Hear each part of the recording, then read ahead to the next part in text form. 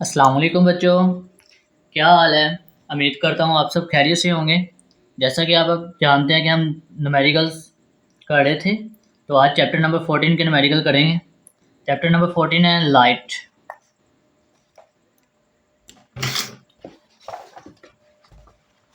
Numerical number 1 है the speed of light in water is 2.25 multiply 10 की power 8। जो light की स्पीड है वाटर में यानी कि पानी में, उसकी स्पीड है 2.25 मल्टीप्लाई 10 की power 8। Calculate the reflective index of water, यानी कि इसे हम एन से ज़ाहिर करते हैं। रिफ्लेक्टिव इंडेक्स ऑफ वाटर मालूम करना है। तो गिवन डाटा में स्पीड ऑफ लाइट दी हुई है, किसमें, वाटर में। तो स्पीड ऑफ लाइट वाटर में जब भी लिखते हैं तो उसके लिए हम V is equal to 2.25 multiply 10 की पावर 8 मीटर पर सेकंड। तो एक चीज़ आपने याद रखनी है, वैक्यूम में जब भी खला में स्पीड ऑफ लाइट, उसकी वैल्यू आपने याद रखनी है 3 मल्टीप्लाई 10 की पावर 8 मीटर पर सेकंड है। तो ये आपने याद रखनी है एमसीक्यूज़ के लिए भी और न्यूमेरिकल के लिए भी। सी आएगा 3 मल्टीप्लाई 10 की power 8 metre per second, B था 2.25 मल्टीप्लाई 10 की पावर 8 मीटर पर सेकंड। तो रिफ्लेक्टिव इंडेक्स एन मालूम करना है। तो रिफ्लेक्टिव इंडेक्स का फार्मूला होता है speed of light in vacuum divided by speed of light in water यानी कि medium. Vacuum divided by medium. Medium कोई भी हो सकता है, वाटर हो सकता है, ग्लास हो सकता है, कोई भी मीडियम हो सकता है। सी बटा वी। तो सी की वैल्यू थी 3 मल्टीप्लाई 10 की पावर 8, 3 मल्टीप्लाई 10 की पावर 8। तो बी की थी 2.25 मल्टीप्लाई 10 की पावर 8, 2.25 मल्टीप्लाई 10 की पावर 8, 10 की पावर 8 और 10 की पावर 8 कट जाएगा, बाकी रह जाएगा 3 डिवाइडेड बाई 2.25। अब इसे डिवाइड करेंगे, 3 डिवाइडेड बाई 2.25, ये आएगा 1.33। तो एन आ गया 1.33 इंडेक्स, यानी कि एन कहते हैं रिफ्लेक्टिव इंडेक्स। ये इसका जवाब था।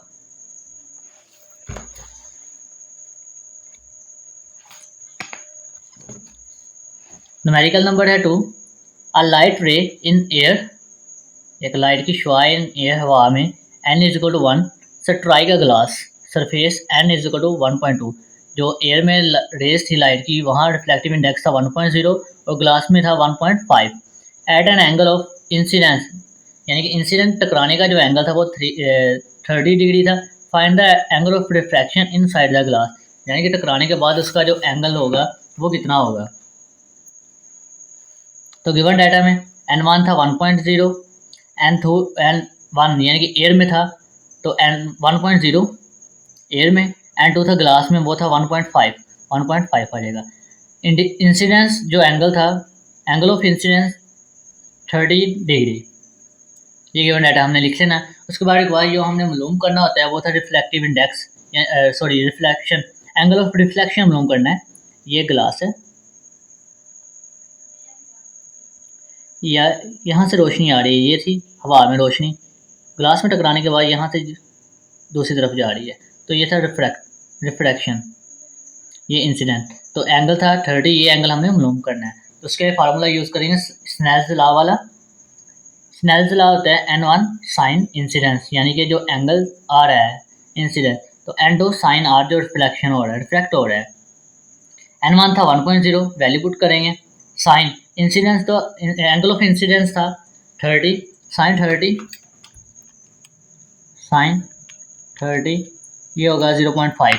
तो साइन 30 की जगह आएगा 0.5 मल्टीप्लाई 1, तो 0.5 मल्टीप्लाई 1.0 करेंगे तो ये बन जाएगा 0.5 आ जाएगा। 1.5 साइन आर हमने मालूम करना है, साइन आर इसी तरह रहेगा, 1.5 साइन आर सेम इसी तरह रहेगा। तो अगर देखा जाए 1.5 साइन आर के साथ मल्टीप्लाई हो रहा है, इधर जाके डिवाइड होगा, 0.5 divided by 1.5 is equal to sine r. Sine r बराबर आ जाएगा 0.5 को डिवाइड करेंगे, 0.5 डिवाइड बाई 1.5 ये आएगा 0.33। तो साइन ये इधर आके इन्वर्स होगा, हमने आर मालूम करना है, सिर्फ आर ना कि साइन आर। तो साइन इधर आके इन्वर्स हो जाएगा, साइन -1 इंटू 0.0333। तो सबसे पहले हम शिफ्ट साइन लिखेंगे, साइन इन्वर्स आ जाएगा, अगर उसकी वैल्यू 0.333 इक्वल, तो ये बन जाएगा 19.45। तो 19.45 मतलब कि 19.5 डिग्री। तो ये रिफ्लेक्शन यानी कि एंगल ऑफ रिफ्लेक्शन बन जाएगा। तो ये था न्यूमेरिकल नंबर 2 का जवाब।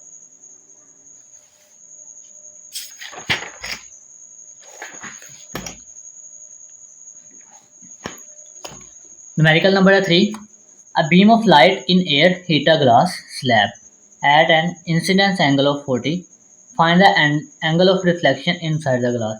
ये बिल्कुल पीछे वाला सवाल की तरह था, यानी कि जो हमने पीछे किया। Hit the glass slab and incidence of angle 40 दिया हुआ है, यानी n1 था 1.0, n2 था 1.5। Find the angle of reflection incidence angle 40 था। मतलब कि जो वैल्यू n1 और n2 की थी वो पीछे वाली थी, यानी कि ये आपने याद रखना है, ये वैल्यू n1 और n2 की। n1 का मतलब जो हवा में वैल्यू थी 1.0, n2 थी ग्लास में इसकी वैल्यू थी 1.5। एमसीक्यूज के लिए भी याद रखना है और वैसे भी न्यूमेरिकल के लिए भी ये वैल्यू आप याद रख लें। न्यूमेरिकल नंबर 2 में इसकी वैल्यू दी हुई थी, लेकिन न्यूमेरिकल नंबर 3 में इसकी वैल्यू नहीं थी, ये आपने खुद याद रखना है। तो इंसिडेंस एंगल है 40 डिग्री। सेम उसी तरह हम स्नेल्स लॉ वाला फार्मूला लगाएंगे, उसमें वैल्यू पुट करेंगे 1.0 साइन 40, तो साइन 40 बनेगा 0.6428। 0.6428 को 1 से मल्टीप्लाई करें तो वही जवाब आएगा 0.6428 is equal to 1.5 sine r, 1.5 sine r, 1.5 sine r, ऐसे रहेगा। 1.5 साइन आर के साथ मल्टीप्लाई हो रहा है, उधर जाके डिवाइड हो जाएगा। 0.6428 डिवाइडेड बाय 1.5, 0.624828 डिवाइडेड बाय 1.5, ये बनेगा 0.4285, 0.4285। तो साइन आर था, साइन इधर आके इन्वर्स हो जाएगा, साइन -1 इंटू 0.4285।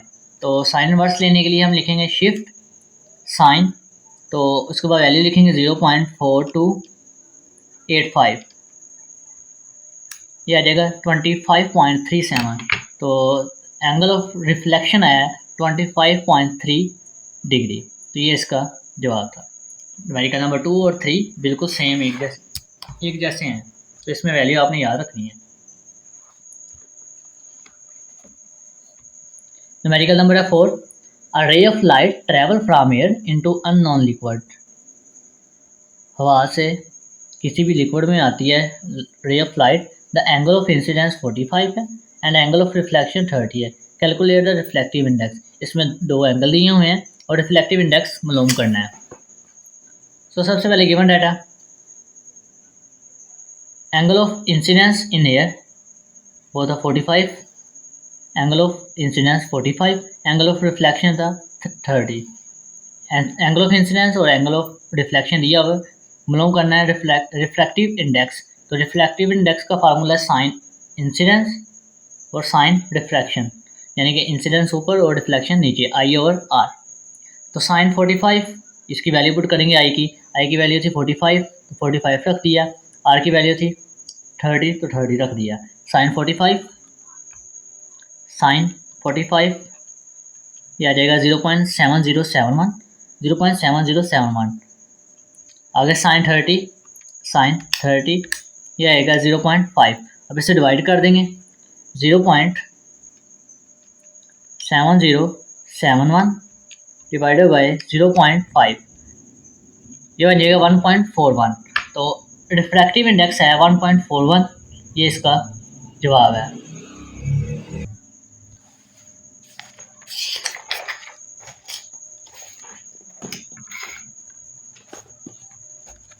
आगे numerical number 5, a ray of light passes from air into liquid.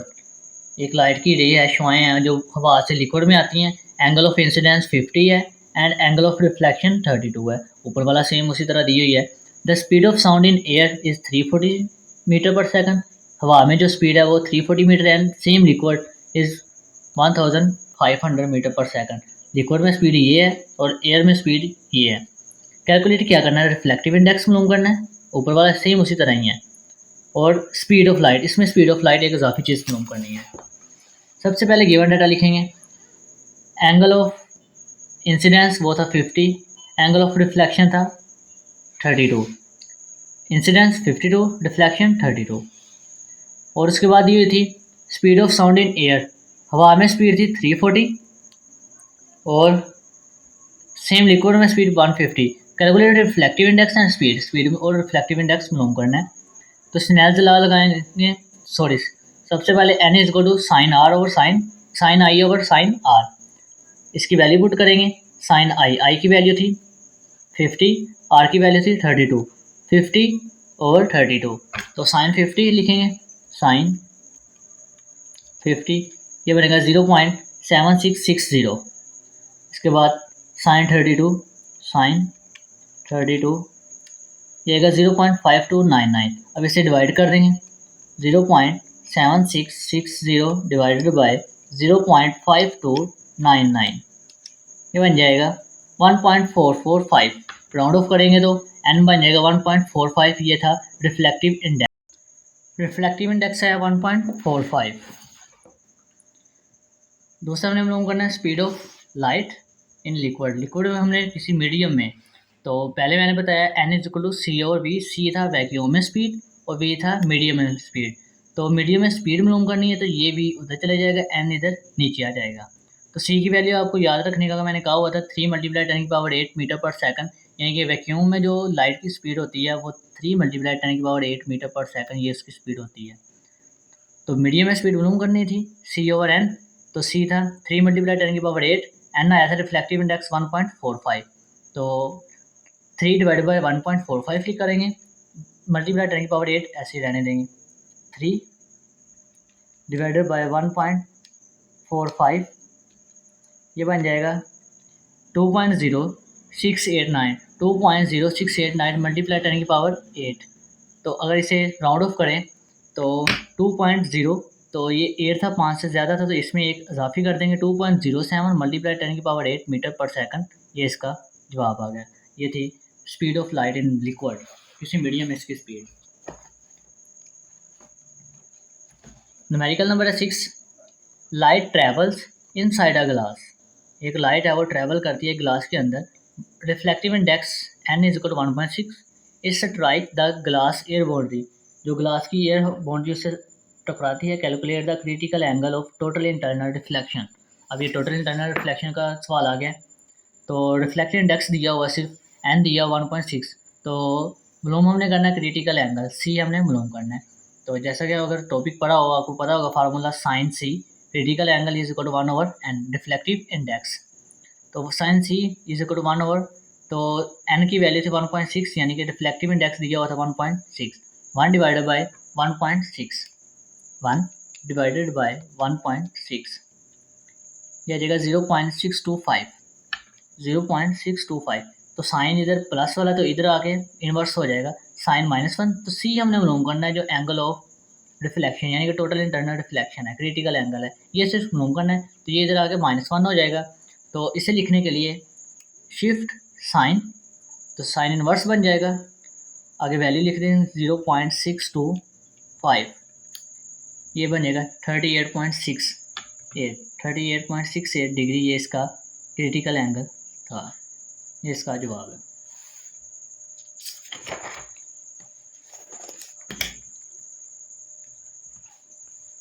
Numerical number है 7।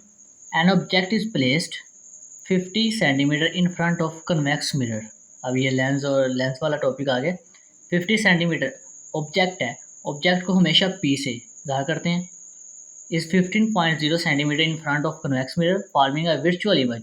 वर्चुअल इमेज होता है जो गैर हकीकी होता है 7.5 centimetre behind the mirror. Behind the mirror है, कन्वेक्स लेंस है और बिहाइंड द मिरर है, तो बिहाइंड मिरर होगा तो ये जो इमेज बनेगा ये नेगेटिव बनेगा, ये आपने याद रखनी है। कन्वेक्स लेंस हो और बिहाइंड द मिरर, मिरर की बैक साइड पे हो, तो उसके लिए हम जो इमेज बनेगा वो नेगेटिव बनेगा।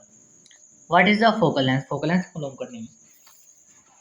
Given data object is place, object मैंने बताया था पी से ज़ाहिर करते हैं, पी है 15.0 सेंटीमीटर।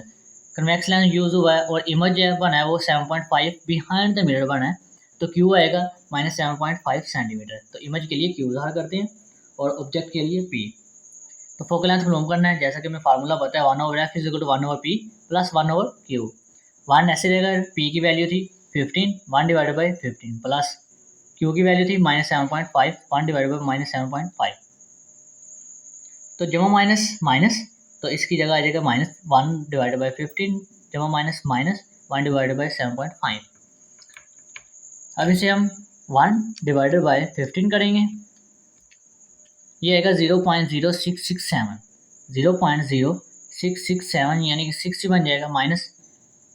अब दूसरा हल करेंगे 1 डिवाइडेड बाई 7.5, ये आएगा 0.1333, 0.1333। अब इसे माइनस करेंगे 0.0666 माइनस 0.1333, इसे माइनस करके हमारे पास आंसर आएगा माइनस 0.0667 माइनस 0.0667।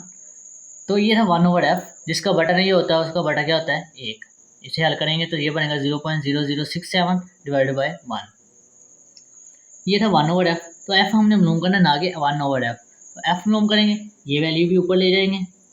जब एक साइड हम ऊपर लेके जा रहे हैं तो दूसरी साइड भी ऑटोमेटिकली ऊपर चली जाएगी। तो ये 1 ऊपर चला जाएगा, ये f ऊपर चला जाएगा, f ऊपर चला गया तो ये बटा नीचे आ जाएगा 1, तो ये ऊपर चला गया 1 और ये ऊपर वाली वैल्यू नीचे आ गई।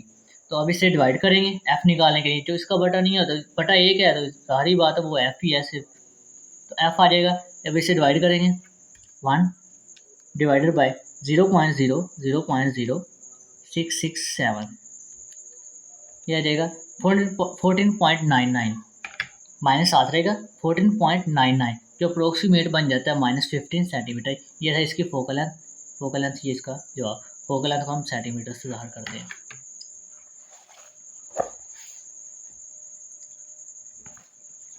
न्यूमेरिकल नंबर है 8। एन ऑब्जेक्ट यानी कि P है 30 centimetre tall is located 10.5 centimetre from concave mirror, concave mirror से दूर है, with the focal length 16 centimetre, focal length दी हुई 16 सेंटीमीटर। मालूम हमने क्या करना है, what is the image located, image कहाँ बनती है, हाउ हाई, और ये कितनी हाइट पे यानी बनती है। दो चीज़ें मालूम करनी है। सबसे पहले देखें गिवन में एन ऑब्जेक्ट इज़ 3 सेंटीमीटर टाल यानी कि हाई लंबाई है, तो ऑब्जेक्ट के लिए हम HO यानी कि ऑब्जेक्ट की हाइट है वो है 30 सेंटीमीटर, और वो लोकेटेड कहाँ है यानी कि ये थी ऑब्जेक्ट, ऑब्जेक्ट के लिए हम P लिखते हैं, P है 10.5 सेंटीमीटर यानी कि लेंथ से कितनी दूरी पर है, तो फोकल लेंथ थी 16 सेंटीमीटर, 16 सेंटीमीटर। सब दूसरी मालूम हमने क्या करना है, इमेज की लोकेशन मालूम करनी है और हाइट मालूम करनी है, दो चीज़ें मालूम करनी है। तो पहला फार्मूला जो हमने पीछे यूज़ किया था वही यूज़ होगा, 1/f is equal to 1/p plus 1/q। मालूम करना है q, तो q इधर रहने देंगे, 1/p उधर जाके माइनस हो जाएगा, इधर प्लस है उधर जाके minus, 1/f minus 1/p, 1/f minus 1/p 1/q इधर आ जाएगा। इसमें वैल्यू पुट करेंगे 1, f की वैल्यू थी 16 आ गया, माइनस p की वैल्यू थी 10.5 तो 10.5 आ गया। इस पीछे तरह जैसे हमने पीछे किया था उसी तरह हम डिवाइड करेंगे 1 डिवाइडेड बाई 16, यह आ जाएगा 0.0625, 0.0625, 1 डिवाइडेड बाई 10.5, ये बनेगा 0.0952, 0.0952। तो इसे हम माइनस करेंगे 0.0625 माइनस 0.0952, ये आएगा 0.00327, 0.0327। तो 1/q था, 1/q जिसका बटा नहीं होता उसका बटा 1, जैसे हमने पीछे किया था q ऊपर लेके गए थे तो इसी तरह ये ऊपर चला जाएगा दोनों साइड, अगर एक साइड ऊपर लेके जा रहे हैं तो दूसरी साइड ऑटोमेटिकली ऊपर चली जाएगी। तो ये एक ऊपर चला गया, बटे में आ जाएगा 0.0327, तो माइनस 7 रहेगा 0.0327, तो q, तो अब इसे तकसीम करेंगे 1 डिवाइडेड बाई 0.0327, ये बन जाएगा 13.58, 58 मतलब कि 6 बन जाएगा, तो Q आएगा माइनस 13.6 सेंटीमीटर। ये थे इसके इमेज की लोकेशन, ये कितने फासले पर इसकी जो इमेज बनती है। दूसरी हमने इमेज की हाइट मालूम करनी है, तो इमेज की हाइट के लिए हमारे पास फार्मूला था HI, इमेज की height is equal to magnification multiply object की हाइट, मैग्नीफिकेशन यानी कि M मल्टीप्लाई ऑब्जेक्ट की हाइट। तो सबसे पहले तो हम M निकालेंगे, M निकालने के लिए हमारे पास फार्मूला होता है इमेज बटा ऑब्जेक्ट, इमेज Q है जो हमने इमेज का फासला है, और P है उसका डिस्टेंस ऑब्जेक्ट का, image divide by object, image object तो इमेज थी 13.6 आ गया, ऑब्जेक्ट थी 10.5 तो 13.6 डिवाइडेड बाय 10.5 से करेंगे 2.91 इसकी मैग्नीफिकेशन आ गई है। तो अब इस फार्मूले में पुट करेंगे 2.91 मल्टीप्लाई एच ओ यानी कि ऑब्जेक्ट की हाइट थी 30, 2.91 मल्टीप्लाई 30, 2.91 मल्टीप्लाई 30 ये आएगा 87.4 यानी कि जो अप्रोक्सीमेट बनता है 87.4। इमेज की हाइट आएगी 87.4 यानी कि 3, कुछ कैलकुलेटर पे 3 आती है, कुछ कैलकुलेटर पे 4 आती है, तो ये इसका जवाब आ जाएगा।